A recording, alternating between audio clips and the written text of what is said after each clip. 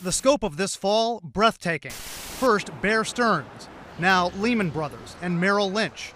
Is your money safe? Is your job safe? Economists say this is the worst financial crisis since the Great Depression. It was dramatic.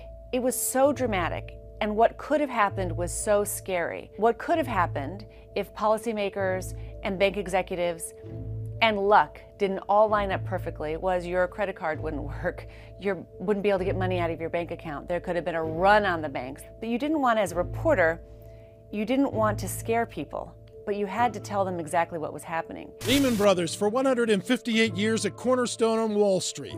Failure to find a buyer over the weekend means it is now bankrupt. But the mess that Wall Street made is a mess that Main Street is now feeling as banks react with a sharp tightening of credit in a highly uncertain market, making business loans harder to come by. I remember long conversations, some on the record, some off the record, with banking officials and bank CEOs and editors, trying to make sure we struck just the right tone to let people know, look, this is bad, and maybe millions of people are going to lose their jobs, and a lot of businesses are going to shut down. But you don't want to incite a run on the banks where people panic too much. I mean, it was dramatic, and it was I hope it was a once-in-a-lifetime a set of conversations. The crisis of confidence that first hit home prices, then mortgage investments that financed the housing boom, has now claimed two of Wall Street's most venerable names, Lehman Brothers declaring bankruptcy, Merrill Lynch selling itself to Bank of America, both occurring under Washington's watchful eye. The scary part of it was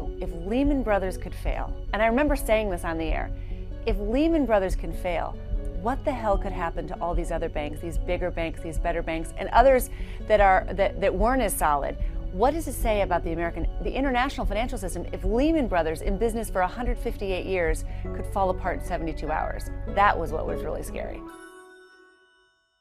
But in the end, Treasury Secretary Hank Paulson refused to use taxpayer money to support Lehman, as he had for the buyout of Bear Stearns and for Fannie Mae and Freddie Mac just last week. The line was drawn at Lehman's door.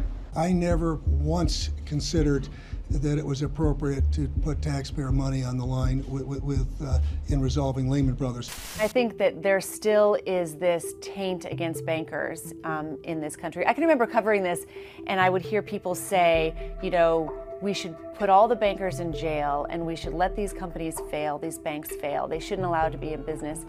And as a business reporter, what is so terrifying about that is that the banks are the oxygen that blows through the economy, that allows people to borrow and spend and grow. So you need healthy banks. You can't just punish the banks. And there was such a populist, justifiable populist backlash against the banks that I think politically it kind of colored the conversation in Washington too.